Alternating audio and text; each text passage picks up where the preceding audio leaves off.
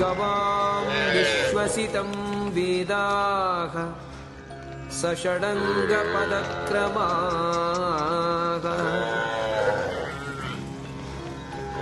शिक्षा व्याकरणं छन्दो निरुक्तं ज्योतिषं तथा एतासाम् अग्रशृङ्गेषु इन्द्राविष्णु स्वयं स्थितौ शिरो ब्रह्मा गुरुस्कन्धे ललाटे वृषभध्वजः